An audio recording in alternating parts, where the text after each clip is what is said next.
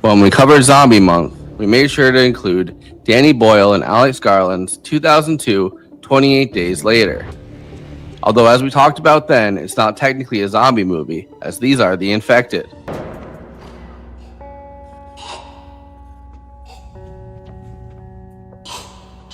Water.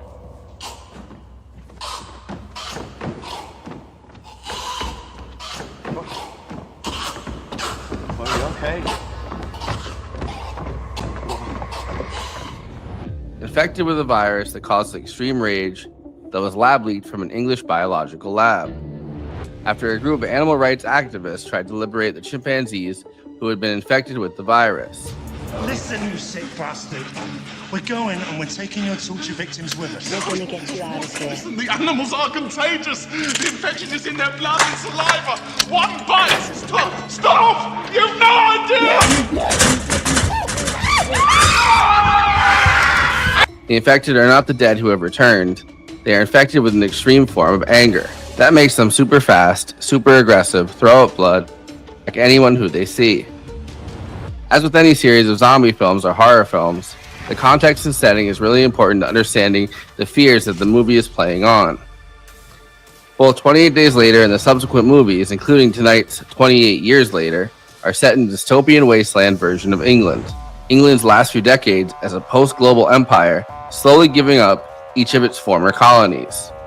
Watching countries like America and China that it formerly could dominate completely outpace it. In recent years especially, the news has not been good for the United Kingdom. An extreme dissatisfaction and continued economic downturn at the heart of the former empire fomented the drastic decision to leave the EU with Brexit. He can't decide whether he's for leave or for remain. He's being held captive by his colleagues. The electorate are being held captive by this zombie parliament and this zombie opposition, and he wants the entire country to be held captive in the EU after October the 31st. Isolating the United Kingdom from the mainland of Europe like never before. Like all of Europe, England is in the throes of extreme nativist revival, with anti-immigrant sentiment running rampant. Last year, 6 days of rioting against immigrants led to 1,280 arrests. 28 years later, a collaboration between Danny Boyle and Alex Garland for the first time since Sunshine stars Alfie Williams, Jody Comer, Aaron Taylor Johnson, Ralph Fiennes, and Jack O'Connell. Stay really still.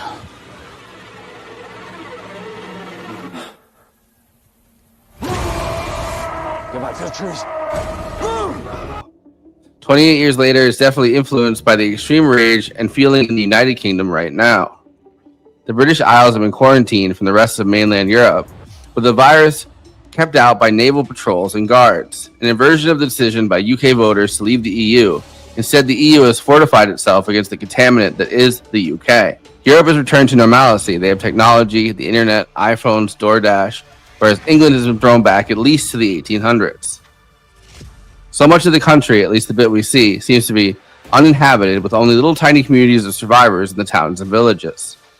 A group of survivors that section themselves off even further, living on Lindisfarne, a tidal island only reachable at low tide. It's 28 years into the outbreak, meaning that a whole generation now doesn't remember the time before. I'm struck thinking about 9/11 and Gen Z and how weird it feels to know that babies in the 2000s are fully adults now. It's a complete rejection of all community except the hyperlocal by necessity. And that's where we meet the 12-year-old Spike, played by Alfie Williams, who lives with his parents, Ilsa and Jamie. Jamie is one of those super masculine men who pushes too hard, deciding to take his 12-year-old son out into the wilderness on a coming-of-age hunt. Ilsa is sick and getting sicker, experiencing memory problems and fevers. After being brought into the mainland for the first time, Spike begins to inevitably become disenchanted by his father when he sees how he acts. They almost die after an ambush by the infected gets out of hand. Spike begins piecing together things that his father has lied about and comes to the conclusion that in order to ensure his mom gets better, he must take her out there to find a doctor who Spike's dad has lied about existing. The one big rule in this community, if you leave, you can come back, but they cannot look for you, slashing one lifeline to community.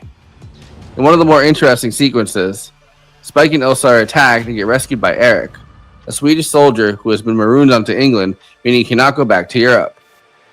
Eric has an iPhone, talks about lip filler on his fiance, about the internet, and about DoorDash, while Spike stares back at him like he's time traveled to the 1600s and met a random peasant boy.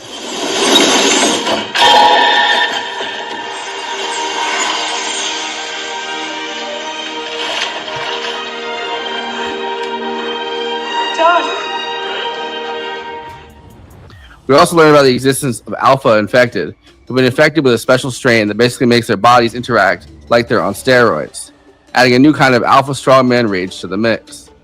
The alpha can also direct large groups of the infected, and there's a mirror in both the survivors and infected needing to keep eating to survive, inevitably running into each other. The children of the infected are not necessarily infected either, adding a layer of ethical dilemma to future movies. The part with the alpha could also mirror Spike's relationship with an angry father whose love for his family is shown through aggression and protectiveness, and his mother as the woman giving birth temporarily changes into a docile creature, but is also fearsome as soon as that wears off. Although it's not confirmed that the alpha is the father of the child, or if the woman giving birth was infected while pregnant. The film was shot on both 70mm and large rigs with 20 iPhones that could film at the same time. The extra wide 70mm used to create vast, wide, desolate sequences, and the iPhones used to do the up-close, rapidly shot infected sequences, for which Danny Boyle said he wanted to do a poor man's bullet time. Don't look at what's in front of you. Boost, boost, boost, boost, moving up and down again. Men go mad with watching them. There's no discharge in the war. There are sequences within the film that I think are interesting and worth discussing. As Spike and Jamie run through the forest shooting arrows at the infected, a recording of the poem Boots by Rudyard Kipling is heard on the audio, which is written about a British soldier marching endlessly during the Second Boer War and the repetitive, monotonous thoughts in a soldier's head that he uses to keep time, with a slideshow of images like British soldiers marching off to war and shooting arrows in the past in mock battles, showing the regression back to an imagined historical period in the time of extreme upheaval. Spike and Jamie use bows and arrows, whereas the Swedish naval guy uses a machine gun. Ralph Fiennes makes what I guess is being called an extended cameo as Dr. Kelson, a man who spent the entirety of this 30-year period alone and whose dedication to treating the infected with humanity has led him to create a giant never-ending tower of skulls. There, Spike must face the possibility of losing his mother, but with an actual doctor to try to guide her through it. A last character to touch on, the film starts 28 years earlier with the boy who escapes while his fundamentalist vicar father gets devoured yelling about Judgment Day. That character, Jimmy, matches the graffiti we see on houses and on the body of a man who has been hung and suffocated upside down. At the end, we get Jack O'Connell and a gang of guys who look very vampirish, to be honest. Remmick from Sinners, all dressed like Jimmy Savile, the massive British pedophile children's entertainer, right before the movie fades to black. Anyway, the film cost $60 million to make. If your eyes drop, they will get the top of you. Boost, boost, boost, boost, moving up and down again. There's no discharge in the war. Before I introduce the panel, please like this video and subscribe to the Movie Night Extravaganza YouTube channel. Then hit that bell to get notified whenever we're streaming. Super chats are now open. If you have any pressing questions, send us a super chat, which helps me maintain the expenses for the show, in which I am obligated by the rules of the Geneva Convention to stop everything and ask the panel. Another way to help us out is to become a patron and give us money every month. In exchange, you get access to all of our after parties, bonus content, and we'll tell you even more movies we watched recently. Patreon.com/movie night extra. We have a Movie Night Extravaganza Discord. There's an invite link in the episode description, and we have a Letterboxd HQ account. So those are 2 more places to follow along with us. Okay, let me introduce the illustrious panel. Conan Neutron is the host of Protonic Reversal, co-host of Movie Night Extravaganza, and the frontman for the band Conan Neutron and the Secret Friends. You can check out his music and hopefully buy some at neutronfriends.bandcamp.com. Kristina Oakes is a co-host of Movie Night Extravaganza and a Twitch streamer. You can find her streaming at twitch.tv/cosmopolitics. All of her social media accounts are also at Cosmopolitics. She's on Twitter, Instagram, and Blue Sky, and even occasionally on Letterboxd. Kristina is now on This Space, thisspace.tv. Follow them on YouTube and Instagram to get the schedule. Philip Marinello is the host of the Substance Podcast, Seeking Goodness, Truth, and Beauty. I, of course, am your viral host, and the guy who said Quarantine England from way back, Forrest Miller. That's right. They shouldn't even know what an iPhone is. Called it early.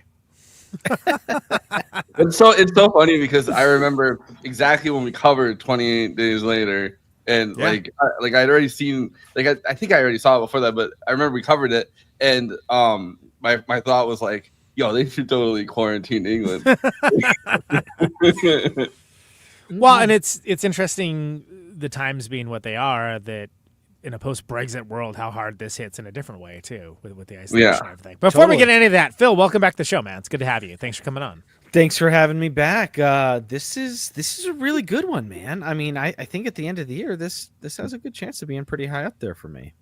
Yeah, I think it's certainly in my top 3 right now, for sure. And that's Sinners being nice. number 1. It's nice. And because it was such a surprise. Life of Chuck, then Sinners, then 28 years later. So I got 2 really genre need to movies. see Life of Chuck. Life of Chuck's very good. Yeah, I'm excited to see it when we cover it now that I haven't really heard that much about it. I think I saw the ad, I saw the trailer for it before another movie. It's like Sweetie Pie Stephen King, like Shawshank type Stephen King. I heard like in the way that it's not horror, and exactly, humanistic and life affirming, and which is not what people are looking for in a summer touching movie, without being too schmaltzy. I've heard it's very touching. No, I am over the moon about it. My favorite Garland script in some time as well. I'm a noted Civil War disliker. I'm a Civil War enjoyer, but I did not watch it right when it came out and all of the discourse was happening. Yeah, I did the exact same thing. I waited until they put it on HBO Max. I'm pretty sure. I wish I would have waited. Unfortunately, post-election though, also. So there was that. Oh yeah. So I was like, I think my letterbox was like, pro, watch this after the discourse and had a great time with it. Con, after the discourse was in 2025. Yeah, that is rough. Well, and I think that one specifically, the marketing made it feel like it was going to be something else entirely. So watching it without any of that, it's like watching the Marvels. It was like Marvels was good. Like what's the problem here? Like I you know. just get and then it's like, just a bunch of people were upset about something. And so the marketing for this is a great place to start, I think, which was like every big studio movie, genre or otherwise, should take a page out of 28 Years Later book. Agreed. Like incredible trailers and ad spots that literally gave away nothing but vibes. Yeah. It's up there with like the Alien trailer. The fact, like, what is this about? I don't know, but I'm ready to go see it, whatever it is, you know? Yeah. Don't reveal too much. It's interesting to do it, to wait this long, right? 28 Days Later, obviously, was 2002. 28 weeks later, 2007, which, that's the one I have. 28 months later? We're missing something. That never happened. Yeah, well, whatever. 20, but, I want to know what happened between those months. But, doing it as this big of a gap and doing it after Alex Garland both had his directorial career take off and then, swear off doing any more, directing. Yeah, he became distinguished as a director and retired from the game. And then in the time that it took to be in here. But I think it's amazing because I mean we covered 28 Days Later. I mean, God, that was so long ago. But I saw that in the theater, and that was a crazy time to see something like that in the theater. And also, 2002 was a wild time in the States. Absolutely, post 9/11, and the fact that it was Boyle getting back to, which you elegantly went into in that episode, Forrest, of just it being a reaction to him like working in like the studio system and kind of not getting the results he wanted. He's like, I was going to do this as cheap and dirty and mean as possible, basically. Yeah, but also which led to like humanistic as well. Yes. Very Boyle-y.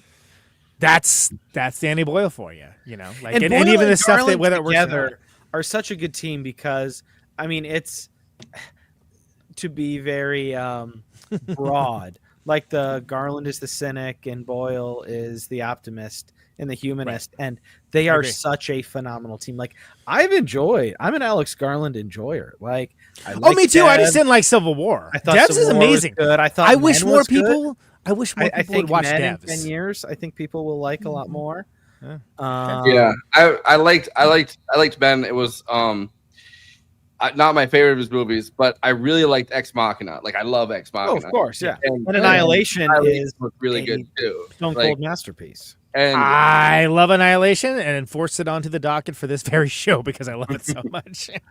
And it feels like there was a second there, right? Like I mean, I guess Civil War is kind of the peak of this, where he got kind of high on his own supply for a second because you couldn't go 5 feet without somebody praising Alex Garland as like, you know, the visionary director of A24 pretty much, because they keep buying it. Like they were buying every script that he wanted to direct. And for a while there, it felt like he was like starting to like, you know, at least to me, like get a little bit high on his own supply, and then got kind of knocked down by like Men not doing as well as he wanted, and then the internet, and then so he was able to be like, all right, the thing I do best is like writing. Like I'm a great writer. He's a great writer. Yeah. And Phil, I completely agree with you that like Danny Boyle, if I am going to, I don't know why we do this, shoot any arrows at Danny Boyle, he can be too humanistic sometimes.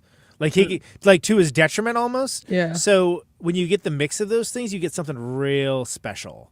And I think on that's the press really tour, awesome. they were talking about all these. It sounds like it probably won't happen, sadly. But on the press tour, they're talking about all these like Sunshine scripts that like the follow-ups that were supposed to happen. And I'm glad that they're making more of these. Like, I don't want it to just be like, okay, we have a good thing, let's make more of that thing. Although I am, especially after the ending, very curious for. I'm curious for the next one, but I'm very excited for the. The next one's finished. Third one, yes. Nia DaCosta's doing it. Speaking of the Marvels, Yeah.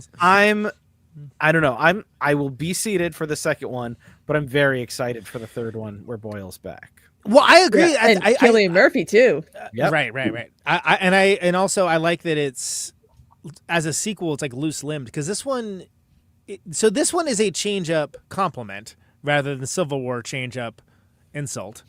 Yeah. That I think that we have not in this era of IP and constant remakes and and legacy prequels and sequels and so on and so on. It's really nice to have something where it throws you a curveball, but in a way like that's not what I expected, but that's super cool. Which is what this movie is. It felt so fresh because I like 28 weeks. 28 days is incredible.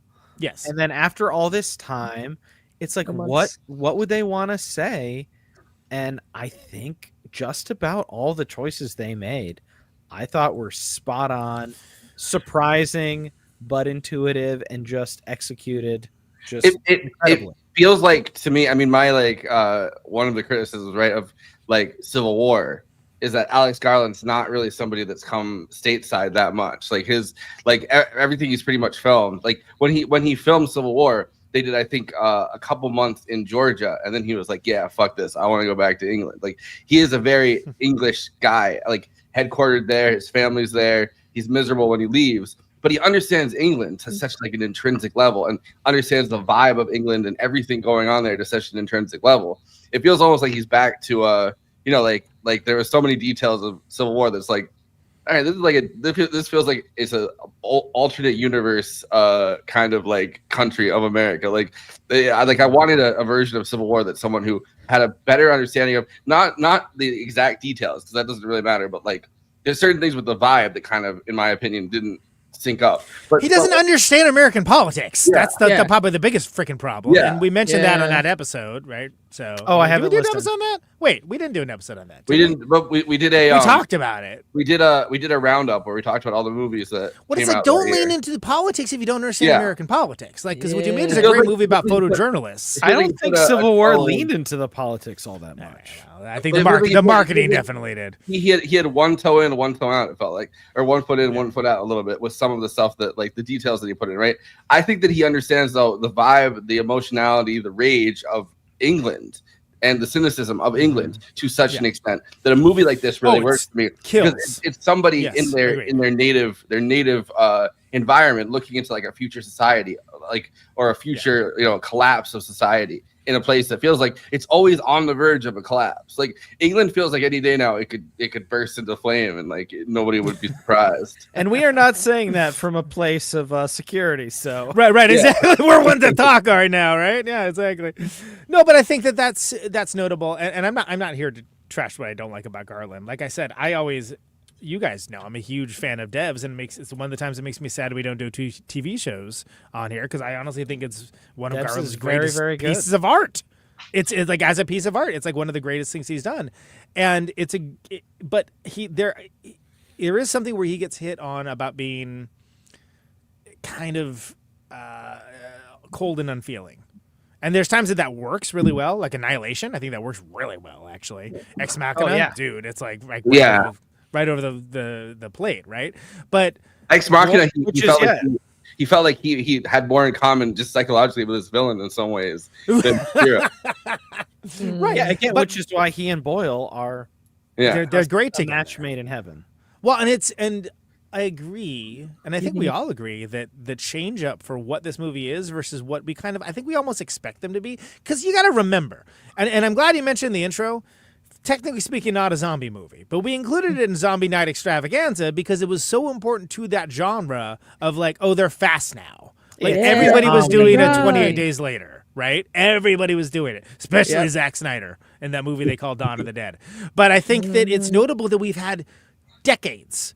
And World War Z. And World War Z, too. Yeah. We have decades, but you're hammering into my point, which is that like we've had decades of this type of media now in the mainstream. Like one of the biggest shows on TV was The Walking Dead. Yeah. And it's crazy to think about. None of that existed when 28 Days Later came out. Yeah. I mean, it was just not 28 a Days thing. Later, unequivocally, and whatever. I roll my eyes so hard when people argue whether it is or isn't a zombie movie. Like, it kickstarted zombie fiction again, particularly. Yeah. It's a pedantic point. It is technically true, but it's a pedantic point, but like in this movie, right? It works too. And I was listening to, I have a clip I'll play later, but I was listening to Danny Boyle and Alex Garland both kind of talk about the Ralph Fiennes idea of this. Because it's a virus. Yeah. These are not like, it is to me crucial that these are not dead people that have risen again, which kind of has like these religious implications to it because Jesus and all of that, like you can make a lot of religious points with the idea that the dead have risen and whether it's whether this is like human being. From the very beginning, right from the beginning of George A. Romero, these are human beings being punished on Earth by the dead rising again, and there's religious implications to that. Rather, these are just people that are sick. So it's like when they have to talk to themselves and be like, look, these people don't have a soul because of this. You can't really argue that, like in a logical sense or in a theological sense, because these are sick people that are disintegrating, and they still have to eat. They still have to. They do, and they adapt to that, and they and like how gross is it when you have like the ones that are eating the worms, right? And they've adapted to that. Oh yeah, the fat, slow zombies was very gross. That's what that's the World Economic Forum. They want you to eat the bugs. And then it's almost like I've seen videos of like people in certain like other countries like going through like the last like symptoms of like what rabies feels like, and it kind of reminded me of that, the rage, the able to not be restricted, just the anger and all that. And I was like, is this an affected from 28 something later like scene? I was like, I've never seen a human like go through like what rabies feels like. We're always used to animals, but it's like Some countries we don't see even have mad cow. Yeah. Right? Mad cow disease was everywhere. So like when 28 Days Later came out, mad cow disease was like you were talking about. Prions were part of natural conversations, which is like crazy to think about. That's why Cillian Murphy became a vegan, because he was afraid of getting mad cow disease. Right. Well, I probably would have been if I was in England. Like I probably would have been more afraid than I am here. Like.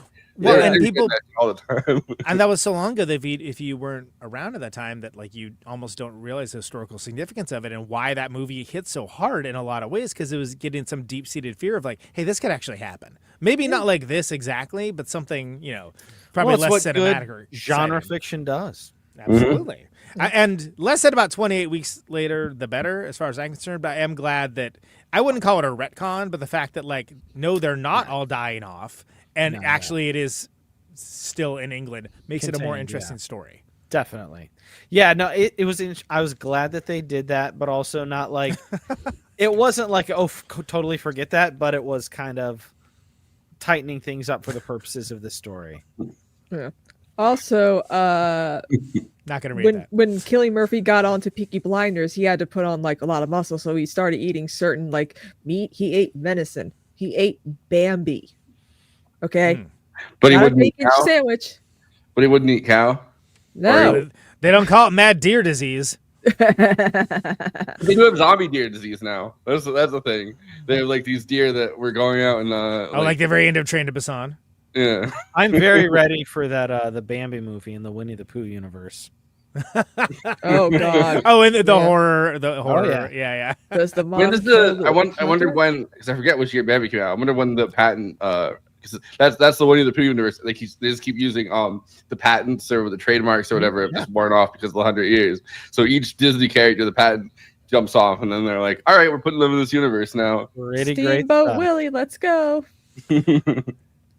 Moving on, I didn't expect it to be a coming of age story. Yeah, I really liked movie it. About family. Like I thought it was done incredibly well. Like it because you have the Aaron Taylor Johnson character, clearly, an alpha male in his own right. We had a little bit of the cast. I kind of assumed that this would be Aaron Taylor Johnson's movie. He's gonna be the primary character. Yeah, that's what I was expecting. Also, by the way, good to see another movie as pro cunnilingus. Get it out there. Jack O'Connell. Jack O'Connell. It's in his writer. He's like someone's got to eat coos. All right, that's the only way I'm gonna be. Only time I'm doing this picture is if there's a girl that gets some little pleasure. Who's over here eating coos? Who's eating coos in this movie? Jack O'Connell's like, I need the only way I'm going to do another horror movie. And it's funny this happened twice. He's like, I need to play a cult leader and get something, okay? Like, just saying. And I'm like, it's funny that's happened twice, but but it's the same year. Two great movies. Yeah. Oh, but it's so funny that it's that. Who's close? Who's out here eating coos? Huh?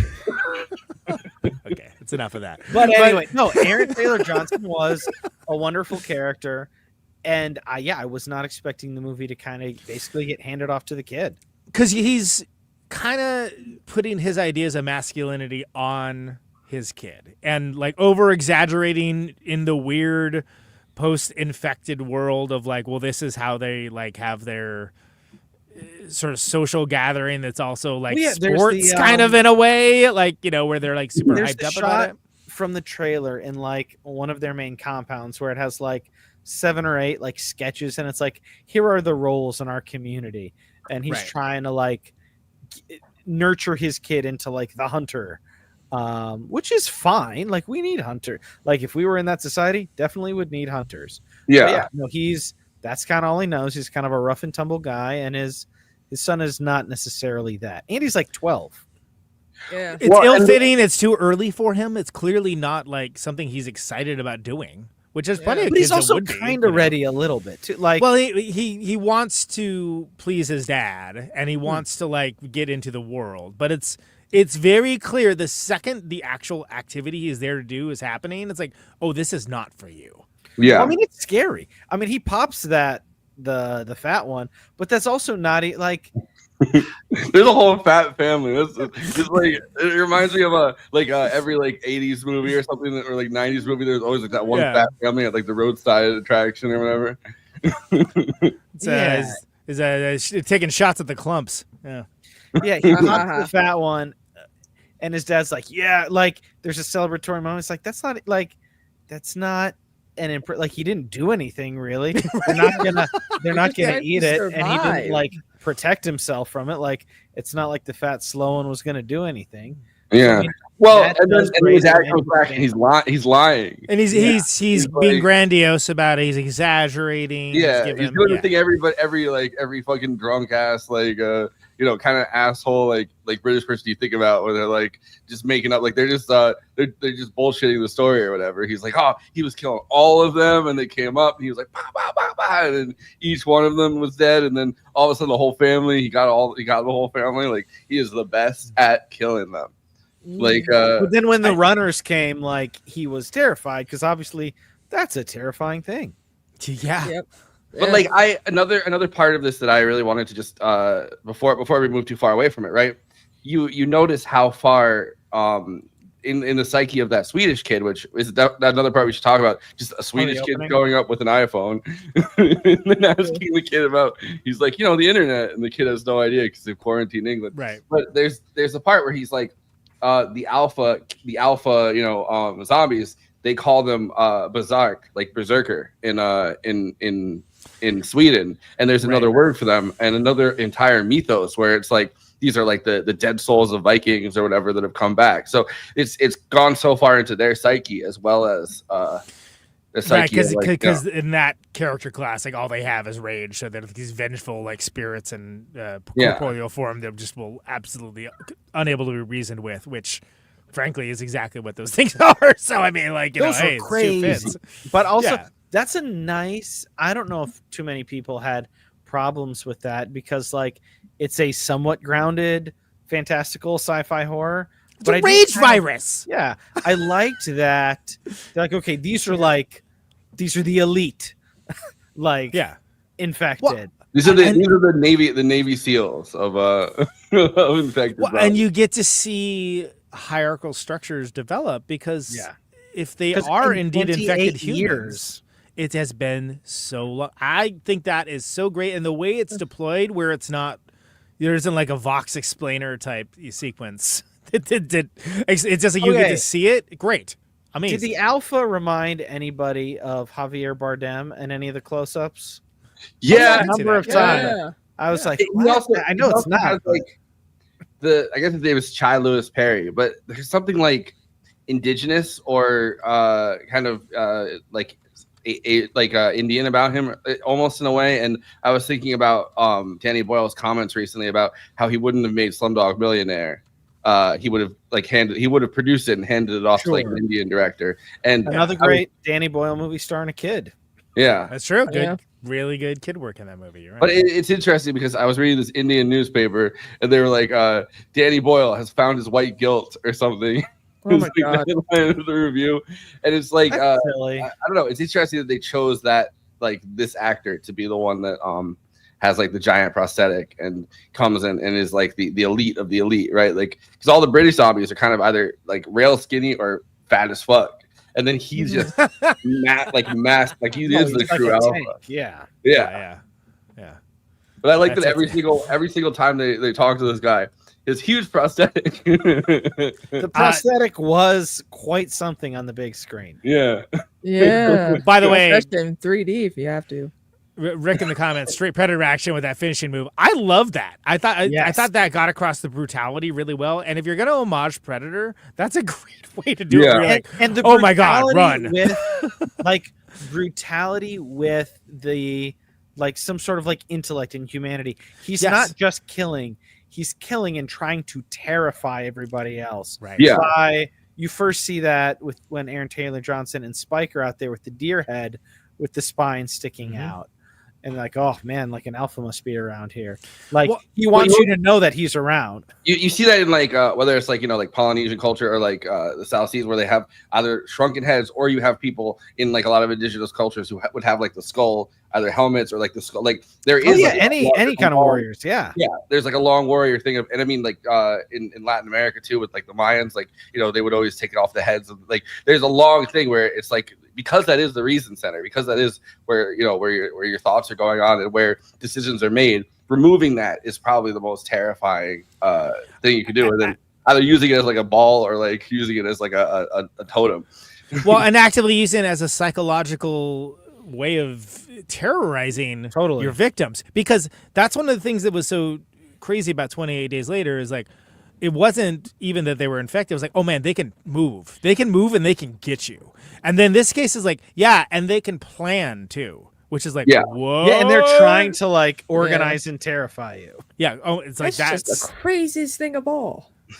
which is the kind of I mean, it goes back to like Romero and Day of the Dead, where literally there's one they train one zombie to be super smart, and then that zombie is actually able to mobilize the other ones as like an army, and then from there it kind of jumps the shark. But like I always saw that was like a really great, like, conceptually it works really well. And if you think about it in terms of it being an evolution or whatnot, it does make sense, right? Of course they're gonna, especially after 28 years. Like, I'm just like I buy in immediately. Well, I always really liked Bub as the character in Day of the Dead, where literally he goes and you see him cock the gun, and it's like, oh fuck, like you should not have trained this zombie to do that.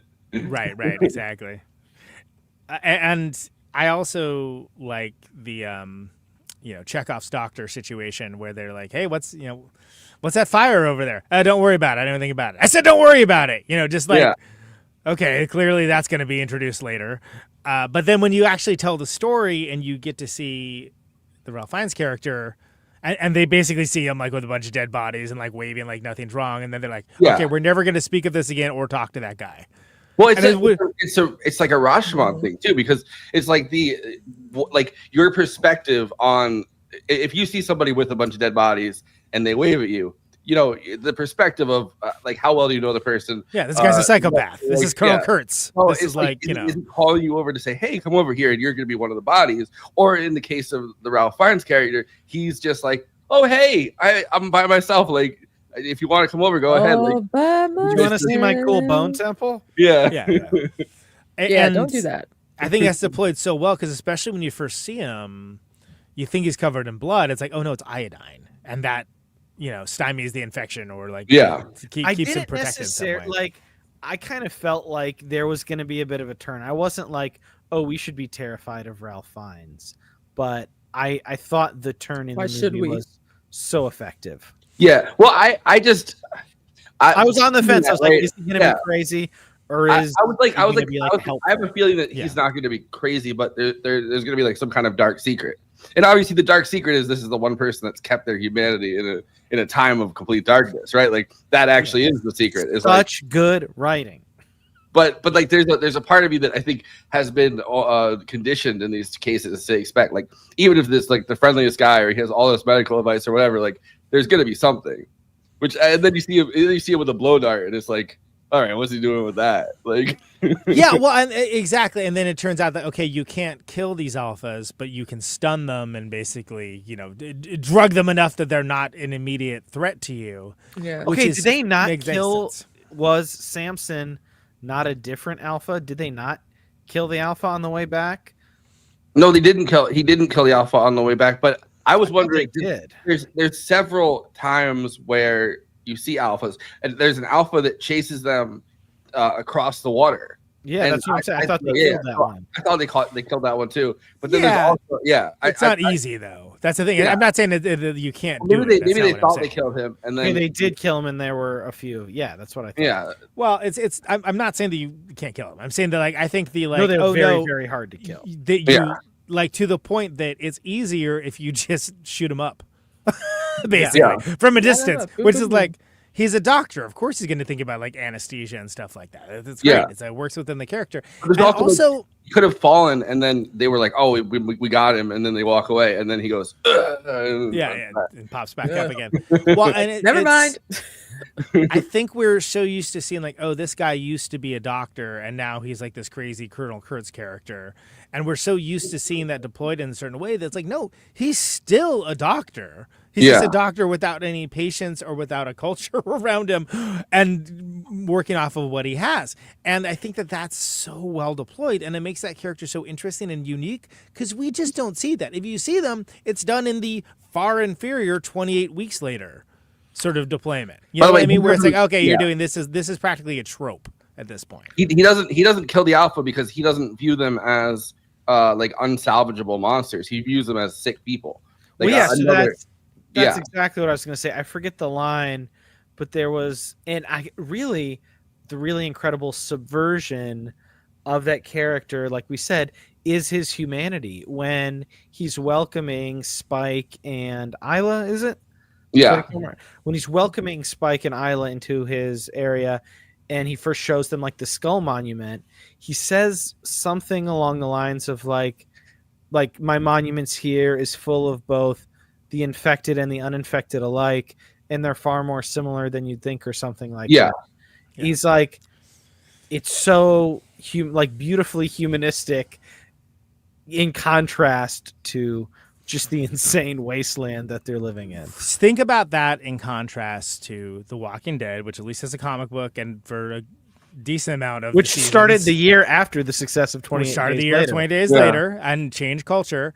That the whole point of that is like The Walking Dead doesn't refer to the zombies; it refers to the people. Yeah, which is the classic thing, right? Titular characters. Well, hold on. Contrast that with this, where it's like, no, they're not dead. And that's the thing, is easy to forget about because we're so used as a culture. They're like, oh yeah, get away from the zombies. Like, no, they are infected. I think I'll go for a walk. I'm getting better.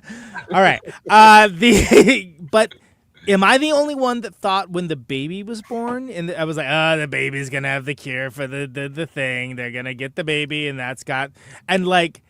Maybe that still will happen. I don't know, but it was like a non-plot point. It was like, oh, the baby's not infected. Well, the plot point again was just shockingly in this 23-year later sequel to this essentially zombie movie. It's just a point about humanity. Like the moment, like this movie got me emotionally several times, and I didn't quite cry, but like when Jody Comer put her hands up and the infected woman like recognized it and like she helped her through childbirth, I was like this is so I did not expect to see this, because there have been, I mean, in the aforementioned James Gunn, Zack Snyder, Dawn of the Dead, they had a baby sequence that was far less you mean they're friends? But like this was like a gorgeous sequence. And then you've got the Scottish or whatever SWAT guy in the back going, hey, we should kill this mom and this baby. Like, what are we doing here? But then they have the baby, and then right away the mom gets back up, rage again, and then they have to put her down. Yeah. But then like the baby is like baby's not infected. The baby and there is probably something to learn from it if there were any scientists that are left, right? And I agree that I think in a lesser director's hand, that would be like a 15-second sequence, and you wouldn't have that human connection.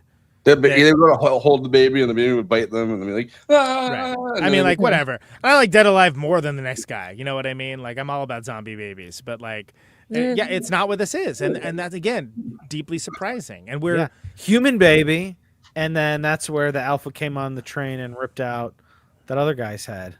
But it also shows the fact that like this is not something that they're just gonna wait out. I mean, it's been 28 years. You'd think like they'd know that by now, but we need to figure this out. Yeah, because it's not something you can just wait out because of the fact that like at this point, like they can reproduce. Like once they can reproduce, there's nothing you can really do to end the infection. Like you can keep it at bay, I guess, but they could keep like there's a way that even if no one ever gets bitten or like it's an uninfected kid. Do they infect the kids at some point? Like there's so much interest. Like there's so much interesting story. But also you have to ask, is the kid a carrier? Like or is this a mutation in itself? Typhoid Mary. Or like there's just all there's all these questions that you have to like. Is the kid carrying that as something? Like is this a different mutation? Is this because I was watching this long interview that Danny Boyle and Alex Garland were giving, and they were talking about like, no, there's something that gets written into this later that like it's like not what it seems. Hopefully in Danny Boyle's and not Nia DaCosta's. I'm rooting for Nia DaCosta, but Candyman was not my jam, and I have not seen her other stuff. Well, Garland wrote it, right? They said that there's like they didn't say that there's like they're just like there's more to the story, or there's going to be more to this character. I'm very excited for that. Well, and I think Nia DaCosta actually is a good director. I had no need and still do not need a Candyman reboot of any kind or any variety. But I think that, first of all, it's to be applauded that Danny Boyle was like, hey, there's enough dudes look like us making movies right now. It's like, wow. Okay. White guilt, Danny Boyle. Yeah, I know. Which, of course, that's the reaction. But it's like, no, you're not wrong. I mean, if you think about, like, I just like the thought of an enraged Indian guy being like, sure, Danny Boyle, fuck you, Danny Boyle. But I like that, and I like the idea. We don't need your handouts. Since we're telling different kinds of stories with this now, and it's a completely different kind of movie than it is from the original. That this story is going to go in different directions. Sure, let's take it different directions. But so much has gone on psychologically in England right since then. I mean, of course, it has, like England's like one of the older countries, but like there's so much that psychologically happened to just the state of rage. Like between 2000, which already it wasn't looking good for them, but like at this point, that like it's so devolved that it just taps into like. Well, and that comes down to like this is what happens to a culture that isolates itself out from everybody else. Now the reasons are less important than the result in this case, and you get all of that so eloquently done with the soldier, the Swedish soldier, trying to like explain so many like, good laughs, so much needed comic relief. So great. Like that was my favorite scene though. Like I was about to explain like a couple of things about it, like because every time he like, well, how about this? How about that? No, of course he doesn't know that. How would he know that? He wasn't born when that was even like a thing. Like, this is a young kid born in like a little deal with like no connection to the outside world. But the apotheosis of that is when he shows him a picture of his girlfriend. So and fun. It's like, it's like, oh yeah, I've seen that happen to some people in my village. Yeah, there was shellfish allergy. But there's like people talk about time travel, right? Like I mean, like how great it would be if we could time travel. And you go back to the past. It's like, could you connect with somebody could you connect to somebody who the frame of reference and the frame of that kind of connection, right? Like I'm sure there's things you could talk about with somebody, but culturally, like society wise and like technologically, right? We've shifted so much. It would be very hard to communicate with somebody like that. Even 20 years ago. Like, yeah. And especially for people that are very online. Sorry. So it's like explaining the internet to a peasant boy from like the 1800s, right? Like you obviously could not do that. There obviously is nothing. There is no information, and writers love to be like, "Oh, you explained it by blah," like these things by. No, and that's why like I used to do that bit, and I stopped doing it because felt like it was getting hacky. But they explained that to a founding father whenever there's like some drama happening, where I'm like, because that's the joke, right? They have no way of understanding any part of the sentences you just said. But he's like, but it's not even. It's also not like the smartest like. That's not like the Gustavus Adolphus of his era of Sweden, right? Like he's not. He's not like the sharpest knife in the drawer. Sure, yeah. So he's like, but he's also there for like, I don't know what people expected from this movie, but like, while it is, I mean, it is a coming of age story. It's a deeply humane story about like family and love and sacrifice and coming to terms with our mortality.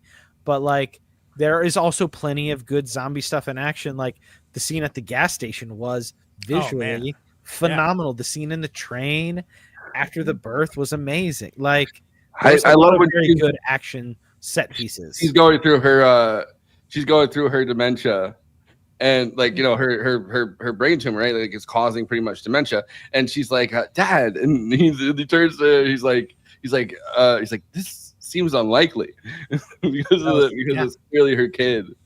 Like, I don't know. Well, and two ways I kind of want to go with that. One is we haven't talked about Jodie Comer at all. I was just gonna say it's a shit. Like, there is no way in the world, but man, nomination, she deserves one. Yeah, she's great in this. I mean, I'm a Jodie Comer fan. Yeah, you know, like I've been. I think Benedetta is actually the first thing I saw her in, but like, it's wild. Honestly, Oscar-worthy performance here. Oh yeah, absolutely. I completely agree. 20 years later is the movie, by the way. Yeah, 28 years later. It's in the title. Like her very first scene, like, just broke me immediately. Like, I don't know if anyone's ever dealt with a sick parent, but like right away, she was breaking my heart. And like all the dynamics, like I've seen a lot of people hate on Aaron Taylor Johnson's character, and I get it, but like that's a heavy burden. All four of them, the Aaron Taylor Johnson, Jodie Comer, the son, and it would appear to be Jodie Comer's character's father, they all were doing their best in a very hard set of circumstances. Yeah. And the only other depiction I've seen like that I can think of in recent media that wasn't like focused on that was actually in the television show Castle Rock with Sissy Spacek. Basically, that was an incredible episode she had. Just showing Alzheimer's from like basically both sides of it, and we don't have that culturally. Certainly not in a genre movie ostensibly about zombies.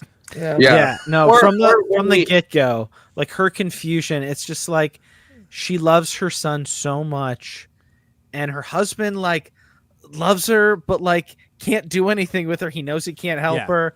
Like there is a barrier between them, but he's not like, oh, forget her, like let her fend for herself. He's trying to, but he can't. Like, but also they can't tell the son. Well done. Yeah, they can't tell the son, which, you know, it like, of course he's kind of spreading his wild oats or whatever. Like, you know, he's trying to find something that his wife was giving him that attraction and that like outside of his marriage, but they can't explain that to the son either. And the son finds out, and like he has the right response of like, Dad, this sucks. What are you doing?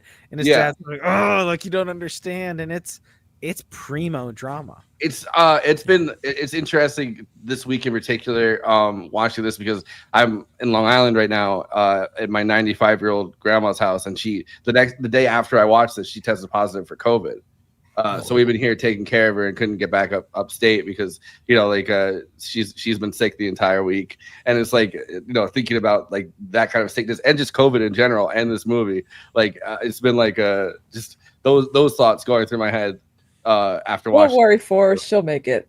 No, she's fine. She's fine now, but it's like you know, but it was funny, like thinking back to like the pandemic a little bit, and like that's been kind of cycling through my head, and like how much that also influenced our feeling of like isolation and you know, how we deal with disease. Like I even watching the Danny Boyle, Alex Garland thing, like they were like the one thing that COVID really showed them is that like overnight all of this change, like this can change, like the complete state of things. Well, and I think getting back to the Jodie Comer of it all, I think she does such a great job showing, and it's not dementia, it's, you know, it's related to basically brain cancer, right? Mm-hmm. Yeah, thank you. But she did that. It was a series, I think it was called Help, where she was a care home worker and was dealing with someone with early onset dementia. That ran for like a season or so. I didn't see it. I'm familiar with it, but I didn't see it.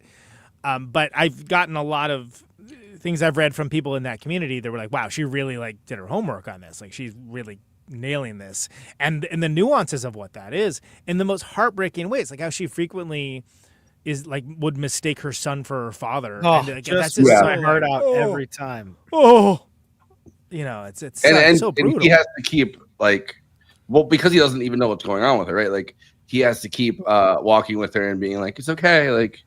And then you get so wrapped up in that part of it, how tragic that is, and you're like, "Oh snap! Here's a bunch of infected coming at you." Oh, they also run. A wonderful scene that I feel like was one of the most subversive of that, or not necessarily subversive, but just surprising. Like as she got out and kind of like she was used to basically being sequestered in her room while everybody knew she was sick but didn't know how to help her. But as she gets out of the house, like she is confused, but then also is kind of coming into herself more. She's like, wait, like, right, we're on the mainland. What are we doing? Yeah. And then that one scene, like the one scene in the church where her motherly instincts kick in. And yeah. And she just totally that zombie decimates that freaking like yeah, smashes its head against like the altar. And like I was like, which is a mother's instinct. Of course, you're gonna protect your kid, right? And that is such a strong scene and so important, I think, for the movie, because it's like, no, she has good moments. It's not like she's totally gone to the world. Maybe even less so than her husband even like realizes. But it's like, no, it's not consistent though. But in their society, like that's another really interesting thing. Like the idea of like a fatal onset illness within a zombie apocalypse, like right, you're like, the main threat is these infected are gonna like rip my spine out. That's the main threat. But also, like in your little communities, there aren't doctors with medical educations and treatment and stuff, and like if someone gets sick, like that could be a terrible thing that you're not really apt to like, which when Walking Dead was not jumping the shark, and kind of like when they kind of had the seasons that were kind when they only had one show.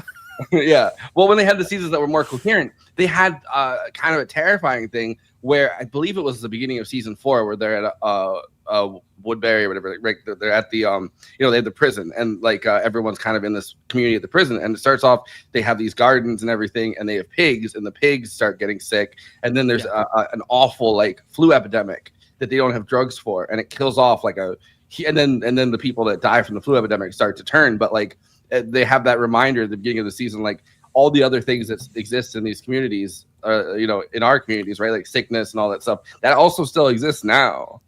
Right. It's just that you don't have the prescriptive ways to resolve that, and therefore they become life-threatening problems that there's no capacity or cultural ability to deal with.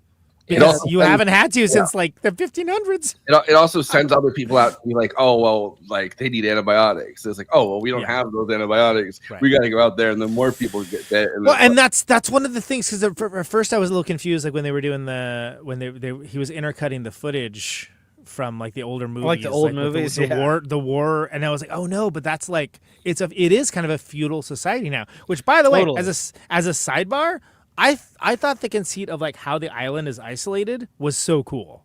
Yeah, just visually it was amazing. Which that's a real. It's a real place. Yeah. Yes, and I love the idea of like no, like this is completely protected during high tide, because like you'd be swept away and like you'd never be seen again, right? And it's like, God, such an interesting narrative conceit in almost throwaway like 2-line part, like where people are talking about something else. Perfect.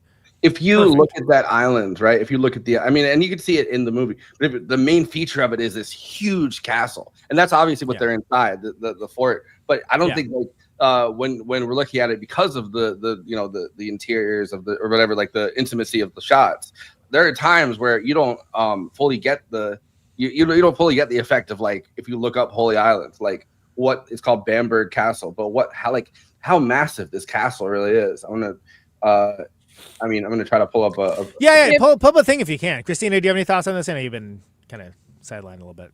Yeah, that's fine. It's not. Isn't as big as the castle that what was it? Hearst Castle? Well, you ran off. Hearst Castle in California. Yeah. Did you know he has a which castle? I've been to? It's I've been to it. That should be the influencer's LA property. Yeah, but look at the massiveness of the. Whoa. Yeah, that's way bigger than Hearst Castle. Hearst Castle is cool. I mean, but it's not. I mean, it's in California. It's in San I will say, going back to your point about like diseases and stuff like that. This is why General Hospital should just stay at the hospital, because they've done the Ice Princess, where they're gonna freeze the world. They did the monkeypox virus. They did the a syphilis virus. They did a water pathogen thing. I'm like, yeah, you got to find a cure for all that stuff, because soap opera logic is there is always a cure for everything. So this castle, right, or this island, they had the first thing that was on there in this like the 6th century was like this large monastery, And so this has been in active use, this island, since the 6th century. And we're basically going back to this, this long time, and it's not even that close. It doesn't look like it's that close to like the mainland on like a map. Like that causeway is long that you have to go across during low tide. That causeway looked so incredible. Like, that was just shot so well, so cinematic.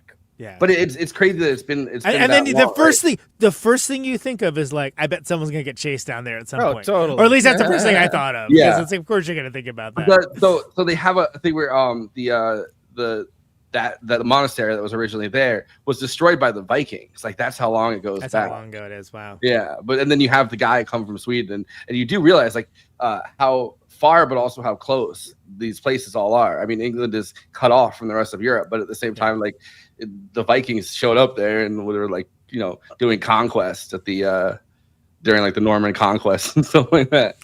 Well, yeah, and there's so much history to it, and it's something that in this country, it seems all seems impossibly ancient. Whereas like these house shows were like, oh, we restored this antique house from the 1800s, and everyone in England's like, who cares? That's like where I live.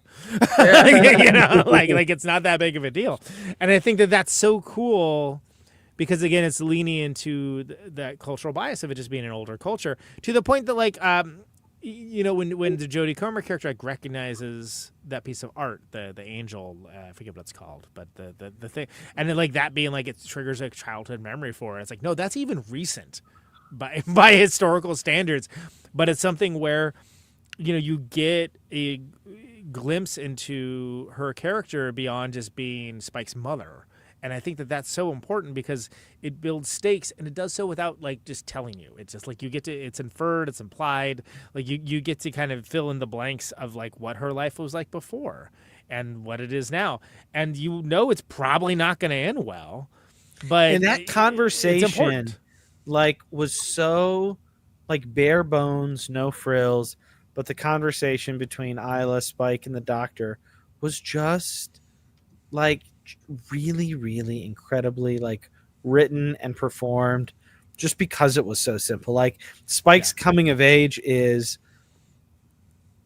the doctor who like they didn't have any doctors in their community telling him straightly, but with like it was almost odd because he was being so like chill and tender, giving Spike like the very worst news, like your mother's got cancer and like she doesn't have long to live.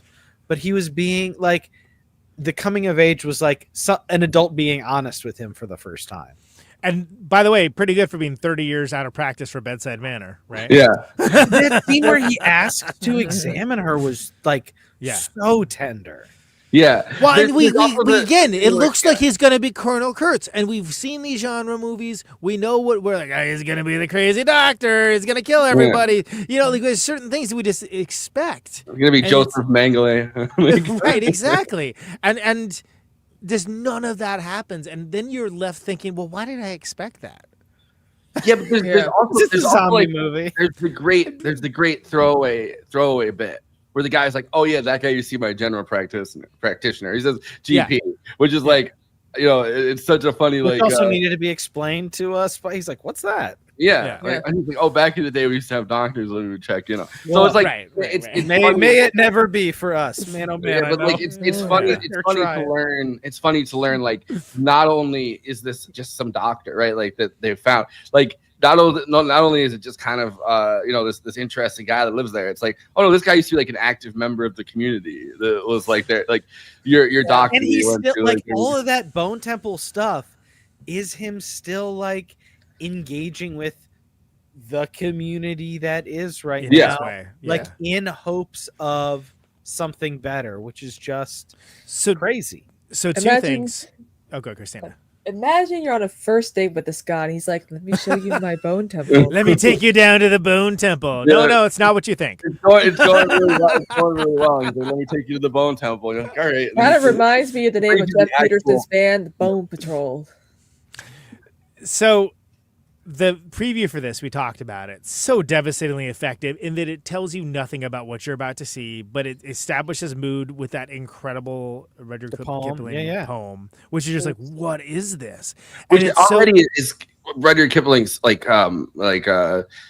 work is so like kind of creepy at this point, right? Like it's all based on this like these historical moments of like imperialist conquest. Like it already is kind of feels like this long pass through kind of thing. I mean, it really isn't when you think about how long this history like that island or something is. It's not that far, not that long ago, but it's like that was their moment of like their high point of cultural imperialism, pretty much.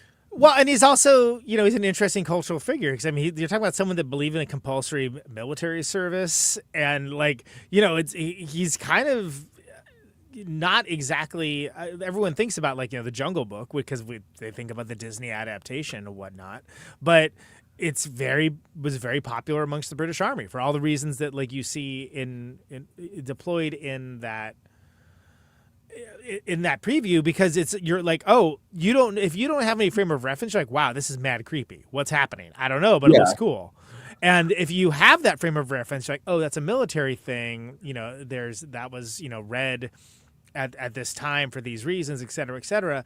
But like you have somebody that is within, he's known here, but within English the world, like English, being a journalist, novelist, et cetera, in the world of Britain, huge. Well, he's basically their Mark Twain. Like he's, of course, yeah, absolutely. Yeah, and I was just reading a biography of Mark Twain, and they met and they were like immense fans of each other. And he was like, "Oh, that's the best British poet." He's like, "Oh, that's the best American novelist." Yeah.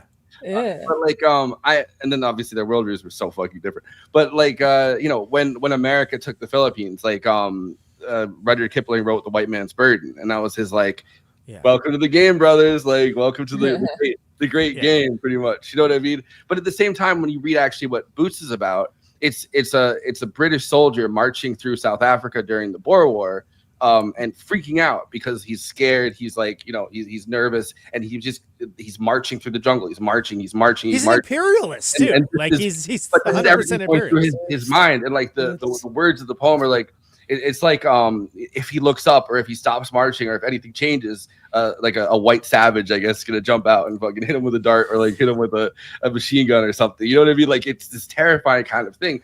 But then in this movie, they've kind of inverted it in a way, and it's the dead that you have to worry about. If you march, and you have to make sure not to, or the infected, not the dead, I guess. But like, well, because you are talking about someone that is like one of the most prominent advocates of colonialism, but also you're talking about someone that was like raised by an Indian nurse and he considered like Hindustani to be his first language, right? So it's something where there's nuance to all of this. And when you think about what gets left over, especially with these, what would you call like the toxically masculine rituals with going out and blooding yourself as a hunter and things along those lines, it all makes sense in context.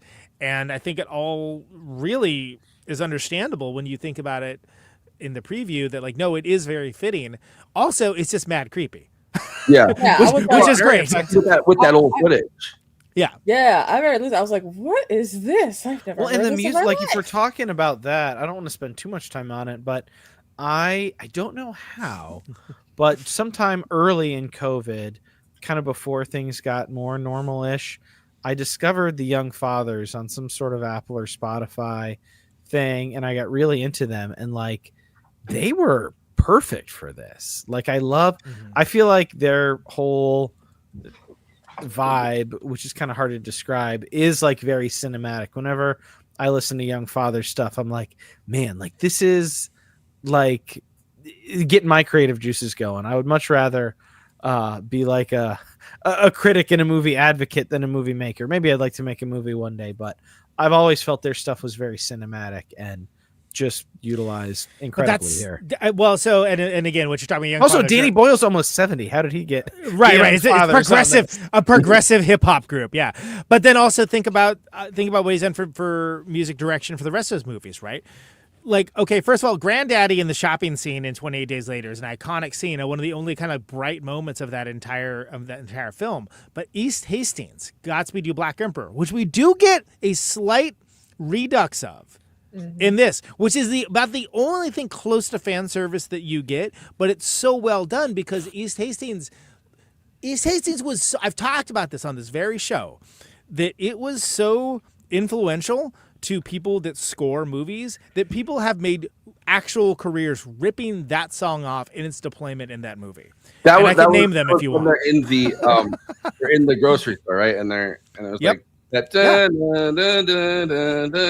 Yeah. Well, it's for like the third time in I think 2 years, right? It's been 2 years this week. Yeah. For like the third time in 2 years, I watched 28 Days Later again the other day. Well, and it seems totally weird, but like it totally makes sense based on like the resting creep of like Godspeed You Black Emperor, who has like it's a 22-minute song that has multiple movements, and it's deployed so well in that way that they managed to empty out London to get these like iconic like, oh my God, London is empty. What incredible! I rewatched it the other day. It's so good. Yeah. Just staggering, terrifying stuff. They also managed to empty out the highway, going like going out of London, and when they're going guerrilla style, no permits, they just got it.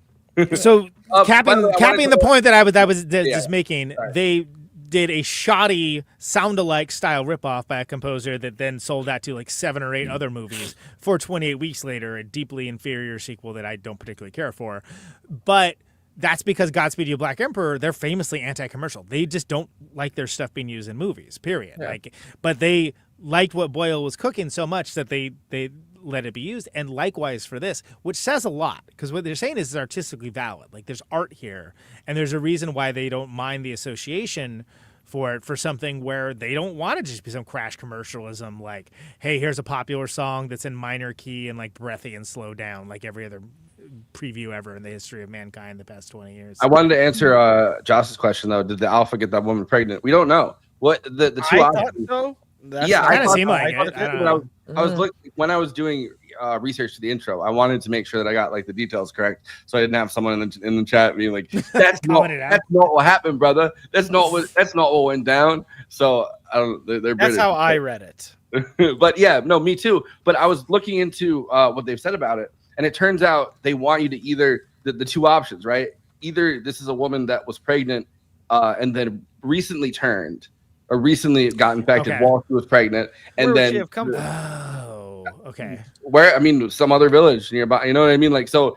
Yeah. Well, so I'm just going by what they said. So either the two options are this is a woman that got infected and was in the process of being pregnant, and she carried the baby to term, or the Alpha. I like the second one better, that the Alpha got her pregnant, because I think that's a more interesting. Like the doctor said. Yeah. Well, and it's there's no indicator. She gets ready. She bites down of the placenta, she bites down of the. I was like, is this where she goes?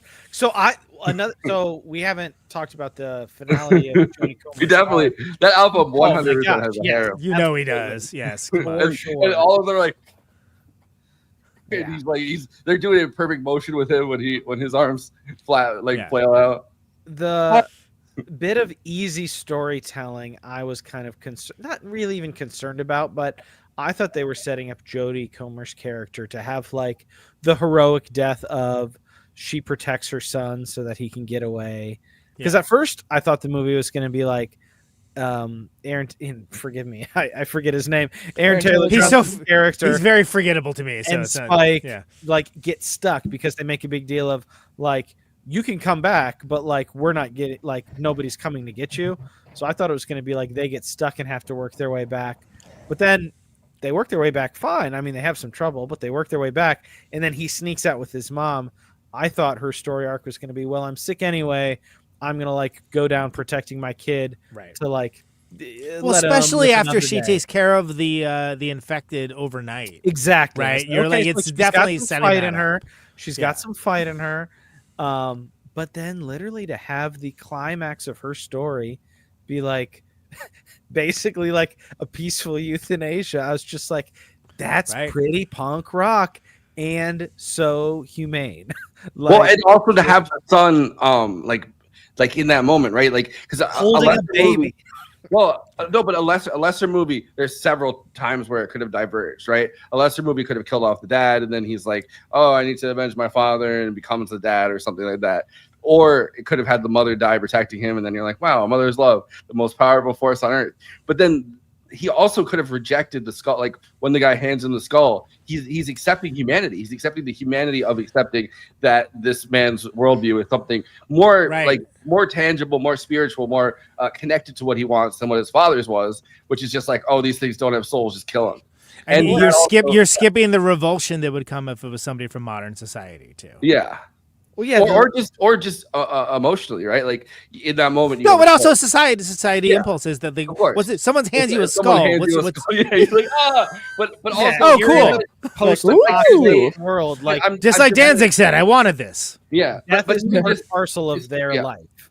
Yeah, like, and the memento mori transition into the memento moris. I was just like, this. Like, give this a screenplay nomination as well. Like, the screenplay this is so incredible stuff. Yeah, I love Memento Mori. They've used it in so many movies, but I love Series of Unfortunate Events. They have it as the when they go to the academy in the 5th book. That's the line on the front gate of the academy, because they're reminding everyone that they're gonna like remember you will die. Yeah. Two things I really want to touch on. First of all, visually, I love how this movie looks and how 20 iPhones. Well, it's Yeah. You would have waited 3 seconds. I would have mentioned that this is also done on phones as opposed to the Motorola Razr that the first one was filmed on. But it's utilized in such a way that it pays homage to those cool scenes that like there was just nothing like that in 28 Days Later. But then without resorting to the like, is this on a PXL 2000? What are we doing here? Yeah. Aspect of it using modern technology and the way that it's edited and the frame rate and the change up of the like, what is it like, mutant bullet time? I forgot what they called it, but like, yeah, so good and so good in a way. Poor that man's like, bullet time. Poor man's bullet time. There you go. So good in a way that we kind of gloss over the fact that with some exceptions, Train to Busan, I would point out that we don't really get a lot of interesting cinematography anymore with this type of genre fare. Too dark, right? no color, urine yellow, whatever. Yeah, it's shot. Exactly. It's a gorgeously shot film. It looks awesome. And I think that's easy to forget about. No, it's easy to forget about because there's so many iconic visuals it'd be fine no matter who is shooting it, but it looks awesome. Like when the house is shaking down, that's another thing I'm glad was addressed because there are all these structures that are like 30 years old in disrepair and, been dealing with who knows what and the weather and whatnot. And like, oh, yeah, they're not structurally sound. Of course they're not structurally sound. So there is a I just find this part of it. I just find this part of it fascinating because obviously the first one it was on a digital, like just a digital video camera, which is what any normal person would have, at their house. They purposely shot it that way. And Danny Boyle went, well, I'm not gonna be able to do that again, right? Like I'm not gonna put a movie into IMAX on a digital video camera. So, but he said like just the look of it is so iconic that he couldn't not do something, right? Like you couldn't shoot it normally. Yeah. So they built a rig that held 8 iPhones, 10 iPhones, and 20 iPhones, and iPhone 15s, and they Sean Baker, take notice. So they use a rig on all their things. It's like one of those. It's like an arm that comes down, and they can film everything at once, and then the rest of it is 70 millimeter. That's badass. I love everything about what you just said. It's great. Just amazing. And where's that? Right, because the thing is, you have this situation now where these gigantic blockbusters all look the same, and by that, insult intended, it looks the same. And there was a time that, like, think about what a crazy change up it was in Jurassic Park, where oh man, part of it's practical effects and part of it's CGI.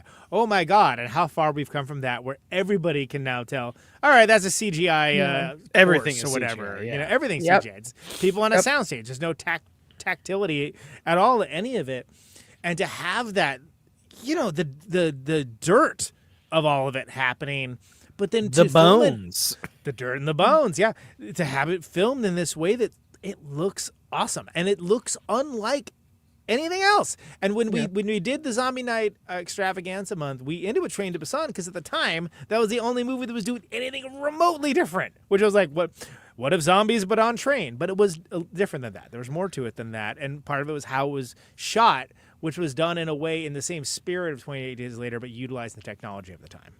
But and the editing as well. The scene, it's great, where love it. Isla is going with the doctor to like joyfully, happily, like peacefully meet her end, and Spike is sedated and kind of dazed, and you get like the little kaleidoscope. Like that's like that scene and the scene from Sinners, I think, are the two best scenes I've seen in a movie in a long time. Mm-hmm. Yeah, this year's a good year for horror films, it seems. I was gonna say, too bad they're both genre movies, so you won't hear about the Oscars. It made really good money. It's still making money. True. Good point. I mean, look, they shot the first two together, and this one's made $140 million.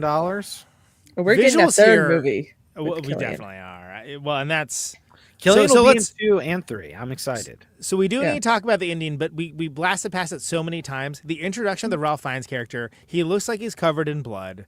You think it's going to be a Colonel Kurtz situation, and then immediately just like, oh no, it's iodine, like it stymies the infection. Which also, how does he make that? But whatever, I don't care. Whatever. I mean, he's had 20 years. It doesn't matter. It doesn't matter. I'm down here by the iodine factory.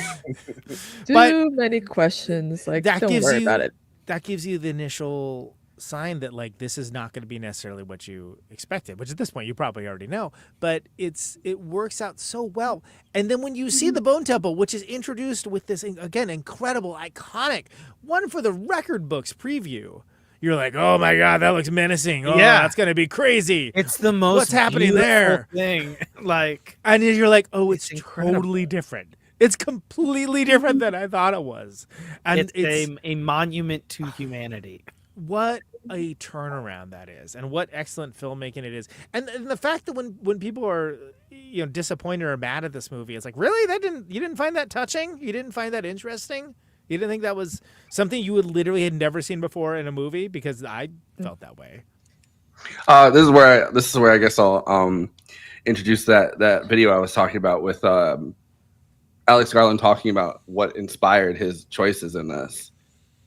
Alex, did any of what's been going on in the world over the last few years play into this particular movie? Because again, there is there's a lot of war imagery in this movie as well, which I find really interesting because, and also recently, you look at your last couple of movies, Civil War and Warfare as well. Is there something that you're kind of consciously exploring at the moment about this idea of where we're at in the world, I suppose? Yes, there is, but it's not sort of say COVID or Brexit. It was more to do with a sort of regressive state over the last 10 to 15 years where there's a real preoccupation related to looking backwards, how things used to be, trying to make things great again or recover a state of glorious sovereignty or whatever it happens to be. And I think that the feature of that is in part that it's regressive. It's not looking forwards to build in a way, it's looking back to recapture. But then what are the features of that? And I think the features tend to be cherry-picked memories and amnesia about some things. But crucially, and I think this becomes the most important factor, is misremembering things. And what you have in one way, you could say, as a community that is in a regressive state. And if you look at the way, say, the father of the little boy reacts to infected, they're sort of, and he talks about how it's okay to kill them, and in fact it's good to kill them, and you need to learn how to do it, and don't worry about killing them because they don't have souls, which is like saying they are subhuman in a sense. And then the way a character encountered later in the film reacts to them, where he sees them really completely differently, and he's not really differentiating between infected and non-infected people. Both of them have an encounter with an infected, and he deals with the infected in a completely different way. And he is he's a GP, NHS GP, as the film makes clear, and is seeing them as people who are suffering from a disease, and is a more compassionate. And you see, so part of this, I think it's interesting that the first thing you see is obviously like those kids and they're watching Teletubbies, but then the Jimmy kid, we haven't even mentioned. We're like almost an hour and a half into the episode. We haven't once mentioned the word Teletubbies. Yeah, Teletubbies. They're there. All the Teletubbies. Basically, the first. Winky, basically, the first infected. la. You know, the first infected. They were out to get human meat. Of course, if you watch the famous Teletubbies, you find out in the finale they're all actually cannibalistic creatures that have come to Earth to eat the population. No, but the first thing you find out from that kid's dad is like one of those crazy evangelical style vicars that like believes that this is the foretold moment of ascension for the human race. Like this is the end times, and he literally allows himself to get swarmed and bitten and joins in, like not joins in a joyful sense into everybody running around. And it's like one of the most, because of how like he jumps up and he's like, yeah, and he does the arm thing too. It's like almost like that's more terrifying in a way as that kid runs away. And obviously it connects in the end. You see the thing. Well, that's what I was going to say. Yeah. And that sets up the last thing I want to talk about, which is something that is a little divisive, which is the ending. Yep. And I don't know. I thought it was great, and I especially thought it was great after you learn the nuance of it. I mean, Kristina, and again, if you're watching this and you're listening to this, clearly spoilers galore. Just FYI. Like I don't know how you got this far. 25 in, we're gonna give a spoiler warning. Yeah, exactly. I mean, the TikToks were crazy about Jack O'Connell. Like just left 20 years later. Oh, to be Jack O'Connell as a cult leader in a fuck ass wig, scoring kills to the Teletubbies theme. Wait, did a woman get eaten out yet? Okay, now I can answer. Oi, let's get some fucking cunnilingus or something. By the way, it's good to have a code. Anyway, Kristina, I mean, tell me about this ending. I mean, this was wild. Like these dudes are jumping out here, they're parkouring around, but it's a setup. It's a horseshoe from the beginning, right? To a certain degree. Yeah. My question for Kristina, I guess. So TikTok was the first time you found out about the Jimmy Savile stuff. Yeah, well, actually, I don't know what happened, but I stumbled upon it. I think I was looking up like Gary Glitter for some reason. Another prize. And we all know what that what on with that. And so then I guess under Wikipedia, Jimmy Savile was mentioned. I'm like, wait, I've heard this name before, and I clicked on it and I was like, whoa. I'm like, oh my god, they knew all this shit. Like he was on Top of the Pops, he was on so many other like well-known British shows. And so when I was looking, Jim will fix it. Yeah, I mean, like it's a huge, yeah. And so I was like, wait, he had like hundreds, if not thousands, of people accusing him, of like molesting them, assaulting them, just being a full-blown the initial. And it's important to note for mostly for the American audience, right? This is a dude that like was known for his philanthropy and for fundraising for like charities and hospitals, and was awarded. He was like knighted, right? If I remember correctly. Yeah, no, in one of the most controversial moments of in a world of controversy with Margaret Thatcher. Margaret Thatcher was the one who pushed and pushed and pushed, because that was her friend, like that was her boy, like that was her like homie. Like he would come to Downing Street and he would be photographed kissing Margaret Thatcher on the cheek, hugging Margaret Thatcher. They ran charities together. Margaret Thatcher would help funnel kids into his charities. And during the entire time period, there were people in Margaret that I don't think they were telling her exactly what he was accused of, but there were people that are like, hey, this guy is bad. Like we're not coming out at Scotland Yard to destroy this guy's reputation because he's such a fixture of British society. He's like a Cosby figure, right? Like he's that, or like a Mr. Rogers figure, like someone who's that ubiquitous. Well, now Mr. Rogers. Well, Mr. Rogers is completely innocent, but he was culturally, the cachet he had as just sort of like nobody has anything bad to say about this guy is like on the level of a Mr. Rogers, or again Bill Cosby, which again until pissed off Hannibal Buress. Until Hannibal Buress said something that was an open secret for a very long time. Nothing happened with that guy either. So the thing to remember with Jim will fix it is that 2011 he died, and that's when all this came to light. When does all this happen? Well, culture basically ends 28 years before the movie. I did not put that together till you mentioned it too. Nothing is ever like, we don't know that. The England of this world, and even like the culture outside England, do not know anything about that. which is crazy. So then you have characters, and again, he had such an iconic look that it was like that look is like, oh, you're doing a Jim will fix it, you're doing a Jimmy Spill, okay. That like these guys that they show up at the end doing their parkour to like the heavy metal Teletubbies theme. Yeah. Like it would be like there would be the equivalent of like, someone in a Mr. Rogers outfit. Suddenly kicking ass for the Lord. You know what I mean? Yeah, like that level. And with the heavy metal "Won't You Be My Neighbor" cover. Right. Precisely. Yes. Another crazy thing about Jimmy Savile, Sir. Oh yeah, please. He's not Jimmy Savile. His victims were not just young children, but also the elderly. So he was on both sides of the fucking lifetime. But yeah, so this long thing happened where people were like, Scotland Yard and like law enforcement and stuff were coming to Margaret Thatcher, and they were like, there's horrific shit in this guy's past. Do not knight him. Like knighting someone gives them so much more power and cachet within British society. Please don't tie your legacy, because people at least those kinds of people liked Margaret Thatcher at the time. Like they're like, do not tie your legacy to this person. This is a bad person. And Margaret Thatcher ignored it and went through until finally they knighted Jimmy Savile. And as soon as he died, pretty much in 2011, that's when all the allegations came.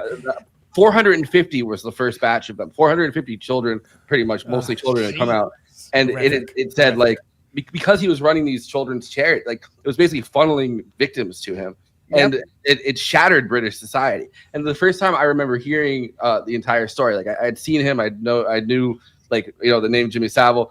Was John Oliver was talking about Confederate monuments. Yes, and his that's right. version of a Confederate monument was like, as a kid, more than anyone else, I looked up to this figure, Jimmy Savile. He was funny on TV. Like that was my children's when I was a kid. Like that was the one that was, like I wanted to become a comedian, and he was funny in these shows. And like he's like, then we found out in 2011, horrific like one of the worst pedophiles ever to exist. So the Jack O'Connell character at the end, the parkour kids all dressed like him as well. Sir Jimmy Crystal, who's the cult leader of the Jimmies. Right? But culturally, so what you need to understand is they never understood that he was a monster, that this guy, this culture figure was a monster. And so, and credit where credit's due, I knew about some of this stuff, but I didn't put it together. I saw a thing in the 70mm Discord in the 28 years later thread. I'm like, oh man, because I just didn't think about it. Culture ended in this reality. Yeah, like in England or whatever. Yeah. Right. So that you would never know anything about that. And it's insane that okay, that's the setup now. And I get it. We live in this era of like permanent franchises, and that people are sick of it, et cetera, et cetera. But first of all, this movie is so much different than what came before it. And that it looks like the setup for this is like going to be wildly different than what this one was as well. Because it certainly isn't going to be a zombie coming of age movie. It's going to be completely understanding of like humanity, like and in this different capacity and ways. That moving with this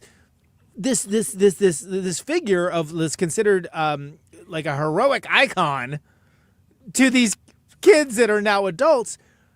Insane, because I would imagine there's going to be some context given for people that haven't done the avid fan reading that I have, and that know about all this stuff intrinsically, like Forrest does. That's going to be a mind blow. People. And now I'm like, I went from being like, oh, that looks cool. It's kind of a Robert Kirkman thing, but okay, that's kind of cool. To being like, oh wow, I can't wait to see what that turns. But it's also interesting that they give you Teletubbies. They don't give you when the kids are watching something. It's not like that's Jimmy Savile. He is a children's character. Exactly, which would be the hack move, right? Yeah. So we find out that this person's kind of in a state of, I'm guessing, like perpetual childhood, and is like recreated his family through this connection to a one of the most monsters. I like how his Wikipedia sounds page, very familiar from another movie he was Wikipedia in. Page, by the way, said that he's possibly one of Britain's most prolific sexual abusers, which kind of begs the question, like, damn, who else is on the list? Because who's else in that rogues gallery? Yeah, exactly. Probably royalty. Wow. Yeah. He's doing his own Rocky Road to Dublin at the end. You know what I'm saying? Like, yeah, let's go. But Kristina, you got a comment though. Is the Daily Show mentioned the BBC were going to do a story on his abuse, but instead they did a show honoring him when he died. Yeah. Wow. I think I remember looking into that, and I was like, God Jesus damn, Christ, man. people! That Like, is- come on. Like, it's ridiculous. But like, I reckon when I saw the photo of all of them together, I'm like, oh, that's a Jimmy Savile thing. And then I'm like, oh. Then I saw the movie. I was like, oh. okay. But it's very jarring. But like after the movie you just saw that like upended so many expectations, I was like, whatever, man. I'm in for like it did not rub me the wrong way at all. Yeah. I agree, and I think that like I'm surprised when people are like I thought this was boring. I'm like, did we see the same goddamn movie? Like, I'm sorry, like I don't. It's gonna be to the next one, because I think the Jimmies are gonna be the main focus in Bone Temple. Because we talk about it a lot on this show that when they have sequels, great buddies, there they are, like great sequels. It's crazy that like nobody guessed that that guy was there's something a little off. Like yeah. Like Alien to Aliens, Gremlins to Gremlins 2. What are the great sequels? Godfather, Godfather 2. It's stories Shrek that reimagine. I'll take your word for it. That reimagine like what the story could be and tell a different kind of story, which this absolutely does. And I'm frankly way into be like, well, what now? Great. I mean, can we keep this rolling? You know, like that's. I do again. Like I get the criticism of like part of me might have liked it more as a mid-credit scene versus the end of the movie, because the end of the movie was so strong. Like it's very strong, you have Jodie Comer's death, and then you have Spike returning the baby to the colony, but being like, "Hey, Dad, I'm okay. Like, I don't hate you or whatever." Like, but like I need to kind of like have a little bit of time on my own to like grow up and do my own thing. I'm gonna bum around for like his actual coming of age. Like he needs to have some experiences on his own. Cut to credits, that would have been perfect, and then have that as like a mid-credit sequence might have been a little stronger. But I feel like we're splitting hairs. Like, well, and I think it kind of depends on how the Bone Temple, which isn't a sexual act. It's the it's going to be the next movie in this series, which is going to be part of a planned trilogy, all written by Garland. This one directed by Nia DaCosta. It's going to bring back Alfie Williams, Aaron Taylor Johnson, Jack O'Connell, Ralph Fiennes, and Christina's boyfriend, Cillian Murphy. Yeah. It's going to be coming out in January. He's also named Jimmy. In 28 years later, his name's Jimmy. Yeah, that's true. So I think there might be a re-examining of this film based upon how that works out and how that's received as well. Yeah, that's why I can't wait for obviously with Cillian Murphy, because he helped produce this film and the next one too, and he appears. I don't know why Danny Boyle spoiled this, but like people were wondering if Cillian Murphy was in this one, and he's like, no, he appears at the end of Bone Temple. I'm like, why would you spoil that for us? Because I think he was an old man trying to be like, no, the skinny zombie isn't Cillian Murphy, guys. Yeah. Right. Which, also, to be fair, we opined about on this very show. Like, is it? Yeah. I don't know. It'd be a weird way to do it. Oh, like Johnny Roddy got kicked off the BBC because he kept talking about Jimmy Savile. Yep. There's like, I don't know. It's like there is so many echoes to the Bill Cosby thing, where there's like all these things in retrospect, where it's like, sure. You know, like hint. You should have seen the signs. Yeah, and that's but again, the fact that culturally all that can be true in our world and in this reality, literally nobody knows. Well, I mean, another like that's a mind blower, and that's something that like I feel like you would have to be part of British culture really to understand that.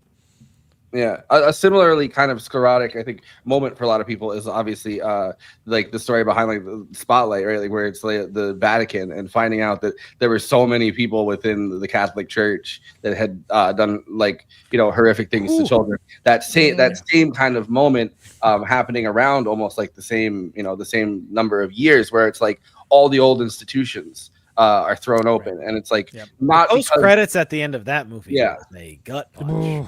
Yeah. Anyhow. All right, another gut punch. Letterboxd, of course, is a place for one-liners, and it's a place for film lovers to talk at with and to each other about the films they love, maybe the films that they didn't love, maybe the films that they were disappointed by the ending on, and that's literally the review. I'm like, really? Did you watch the rest of the movie? Anyway, all of this is best expressed succinctly. Everyone gets to have their say. Everyone gets to chime and opine. It's a bottom-up democracy, not just Siskel's and Eberts of the world, but the very best of all of these are collected weekly by yours truly to be thrown on screen and reacted to by Forrest and the panel. These are the Letterboxd one-liners for 28 years later. Let's go. I think I know some of these already. 28 inches later. I have not seen that. That's very good. He's a goddamn alpha. You know, he's a true alpha male.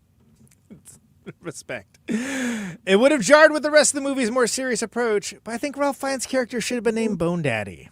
What's going on, Bone Daddy? they could also have like the Jacks, and they're all dressed as Jack Skellington.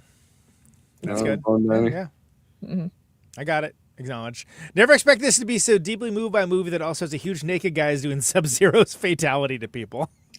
There's like a fascinating thing, the nudity in this movie, right? Like there's a communal quality to it that like human beings, or I mean, I guess they're all human beings, but uninfected human beings, the ones that didn't get the jab or whatever, they're all kind of naked and they're in this animalistic stage, and it's interesting that like they've all lost their clothes by that point, right? Like the clothes have disintegrated off them, or whatever happened. But there's like an almost National Geographic style to it. It felt like to me, anyway. Sure, I believe it. They're back to like herd behavior. Oh, you don't know what online is. God, I wish that was me. Wait, Conan, did you write that? I know, right? Jesus Christ. As someone that has an ex-girlfriend that I one time paid for her lip fillers during COVID. Wow. Oh my god! The lip filler part cracked me the fuck up, because it's like he's trying to explain lip fillers, and it's like, I wish I didn't know what those were either, buddy. Hard relatable. A gang of pimped out blonde parkour kids in tracksuits was probably the last type of people I thought would show up. Parkour. By the way, one of the tags, also there were 13 dicks in total. There you go. Yeah. Hey, listen, 28 days later, only on one. Yeah. Exactly. That's true. But That's true. an unforgettable one. It was a notable one, though. We saw that one. Oh. Spike will come back home with 37 gold chains and 4 Rolex watches after hanging out with the guys at the end. And and a Margaret Thatcher button. Exactly. Thatcher for PM. Oh wait, fuck. All right. It's so good we're gonna see it over and over again. Apparently. I got one. There's one really good one that we missed. Go ahead, Kristina. What's yours? Okay, this is the one I found to be the most hilarious. The most terrifying and unsettling thing about this movie was seeing those fucking Teletubbies. There you go. Is this also 28 inches later is just gold. 28 inches, yeah. What's the one? There was a really good one. Starting to think that the virus has Viagra in it. My Photoshop was. Wait, I'll pull up the ones in the message. My Photoshop was acting up. There's only one that like I can probably pull it up and screen share it if we need to, but we can't move on without it. It's that good. But okay. One of them was I know a dick when I see one is a choice of a line, considering the amount of actual zombie dick seen in this movie. There we go. That's there you go. That's the story of Jesus, but really it's the story of rock and roll. All right, everybody, those are the Letterboxd one-liners for 28 years later. Please follow the show at Movie Night Extra on our Letterboxd HQ account, where we are posting about all the great movies that we cover on these episodes, along with the Tenet short form content, extras, all that good stuff. We're getting caught up on it too. At Movie Night Extra on Letterboxd, the Skull Monument Enjoyer over there, that's Always Flacco. At Always Flacco, you can follow him for his many journeys that have to do with this show, as well as everything else. I am at Conan Neutron, no discharge in the war. And you can follow me along for the Criterion Challenge, the Highbrow, the Midbrow, the Populosphera, all that good stuff. I've been at terror lately. I got a really good sound system set up by the treadmill. For the basement TV. I'm like, oh, this is a game changer. I watched 13 Assassins. Kicked ass, can I just say? Kicked ass. Tinky Winky ran down there. Tinky Winky, indeed. Our friend Kristina Oakes, Adam Kristina on Letterboxd. She's logging stuff more often than not that she shouldn't get her chops busted in the intro. Maybe, I don't know. Wild idea, but she's. I gotta change up the intro. Okay, it's been the photo too. That's gotta give us a new summer intro. Summer intro. We're doing so much stuff for summer.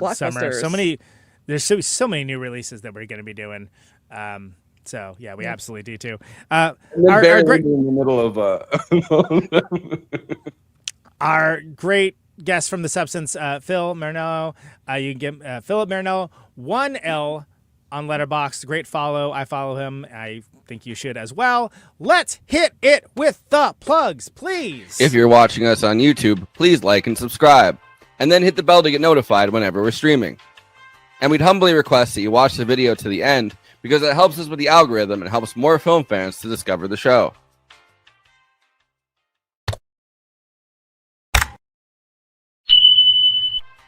We're also monetized. If you want to get your chat questions definitely read on stream, you can always send us a super chat, which will help us keep the show going. Every cent helps. If you're watching on Twitch, you can gift us a free sub on Amazon Prime with your Prime membership, but getting subs on Twitch is always appreciated, and it helps to follow us on there as well. We also have an audio feed, which is available wherever you download podcasts, if you prefer to listen to podcasts rather than watch the stream. That's updated usually the same day we stream, but watching on YouTube and Twitch is the best way to get the show first, live as it happens. If you want to support us with a monthly donation and get access to all of our after parties forever, which go patron only after we do them, you can become a patron at patreon.com/movie night extra. Link is in the description for that. It really helps us keep the show going since we do have some expenses to make this happen. We also have a Discord community. Link is in the description for that. We sometimes watch movies we cover on there. We get into conversations about everything from film to TV shows to related podcasts. We even have a Discord channel for memes. It's really fun on there. You can find us on all the social media platforms: Facebook, Instagram, Blue Sky, Twitter, and Threads. You connect with us on all of those. Talk to us. We'd love to hear from you. Lastly, we recently made a TikTok at Movie Night Extra where we're putting up short form clips from the episodes. Okay, passing this to Conan so he can tell you about his music and this week's Protonic Reversal. Conan, who's on Protonic this week?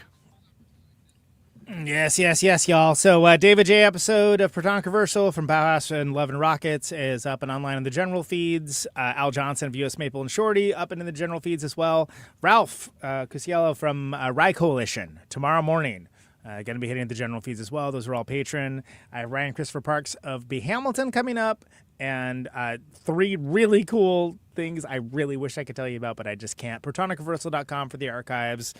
For everything, always free. No ads, no sponsors, no kidding. $1 a month. Patreon.com/ProtonicReversal for advance access. NeutronFriends.bandcamp.com for my band, Conan Neutron, The Secret Friends. We have 2 tours to announce. Way of the Neutron, the new record, still available. NeutronFriends.bandcamp.com. CD, digital, LP, all that good stuff. We're putting up leftover tour t-shirts as well. We're playing the Green Bay UFO Fest. We're playing a show in Kenosha with Castle Black, and I guess I'm just going to announce on this show because I've been teasing it for so long. We're opening for the Jesus Lizard in Milwaukee in November, which is nice. Huge. Yeah, that's going to be really big. How was going to see Devo?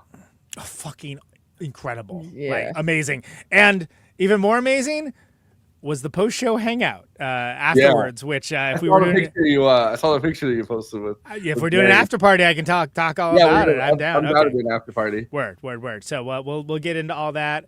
I have a couple of things I'm going to be able to announce, but nothing right now. Kristina, please tell us what you're up to. So we just hit 1K subscribers, not even a month in, on the Spaces YouTube channel. So which we're now broadcasting reruns of on Thursdays. Yes, and I was in chat while doing Power Report, and some people are like, "How are you here at 2 places at once?" I'm like, "You people are on 2 places at once. I see you in the Power Report chat too." But they loved the episode with Sam Cedar. We talked about. Did they not know you can open up a second window or no? I don't know. It was the Albert Brooks movie that we Real Life with Albert Brooks, yeah, which is great. That was a great episode. They loved it. I'm like, yeah, you love the first one he's in.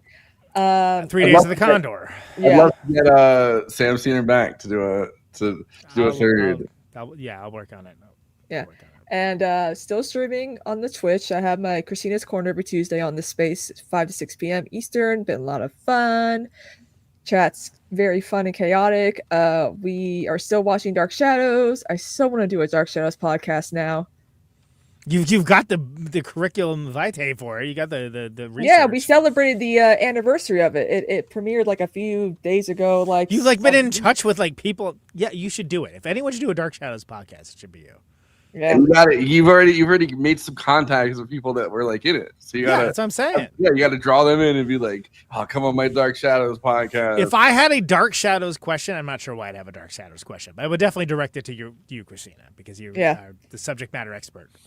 Yes, indeed. But yeah, that's all I got going on besides my summer job of house sitting and animal sitting. So yeah, we also watched Cats last night on my Twitch stream. Not the 2019 one that gave us COVID. The straight to video film stage version from 1998. That's so much better. Anyway, that's good. I like that if we had just stopped James Corden, COVID wouldn't have happened. Exactly. Yeah. Can you disprove it? I can't. Yeah, he bends over it. James Corden, get up, James Corden. No. Never need to see James Corden's brown star. Thank you.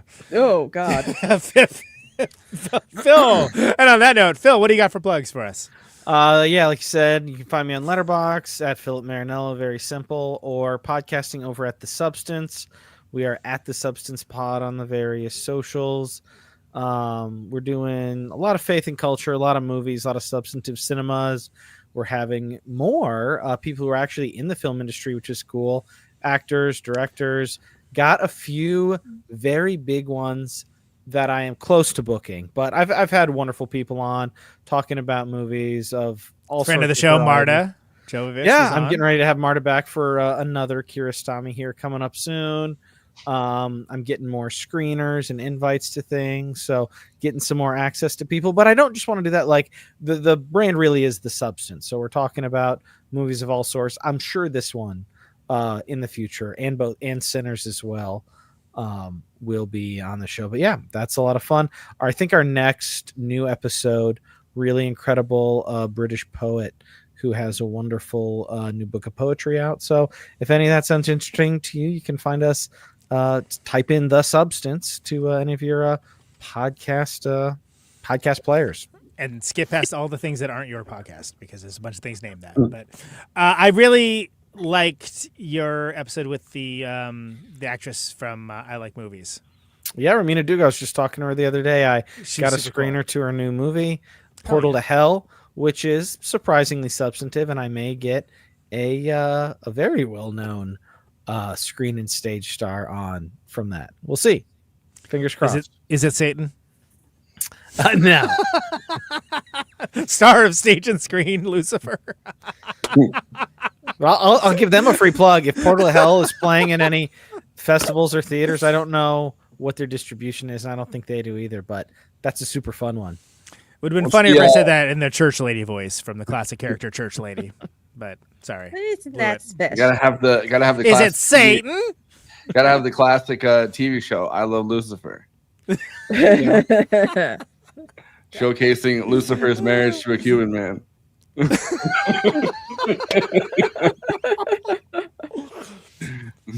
Phil, you got some final thoughts on good old 28 years later? I was shocked at how much I loved it. Danny Boyle, I never really counted him out. I didn't see Yesterday. Who knows? Maybe I'd like it more than I thought. I don't think I've seen a Danny Boyle movie I've disliked, but it feels like it's been quite a long time. I haven't watched any of his FX series. Like, I just feel like I haven't seen anything from him in a decade or more. So very glad to have him back. I'm kind of fascinated by. I want to hear more about his whole thing where he's talking about how he would have passed Slumdog Millionaire off to like an Indian director if it was today. Like, it feels like we're going so far towards this moment of like anti-empathy and like anti-wokeness, I guess. And it's interesting to have like a guy being like, oh, I've discovered wokeness recently. No, but like, I don't know. I found that to be like a fascinating comment on stuff because it's refreshing. Yeah. But Kristina, final thoughts. Yeah, when I heard that they were doing this sequel, I was like, I have to see it. It's gonna be so good. I mean, and then we all thought Cillian Murphy was in the trailer. We really did. Yeah, we all really did. I was like, wait a minute.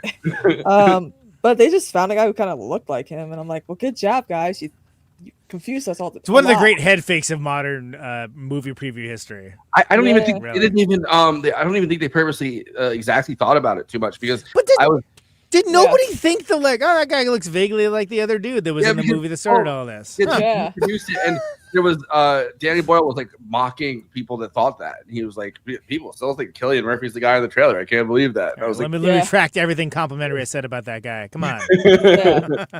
This is a great movie. It's a good, if you want to do like adult, I don't know if Sinners are still playing in any theaters, but like a good, double feature with like maybe the Final Destination movie, because actually that one was pretty good. Totally.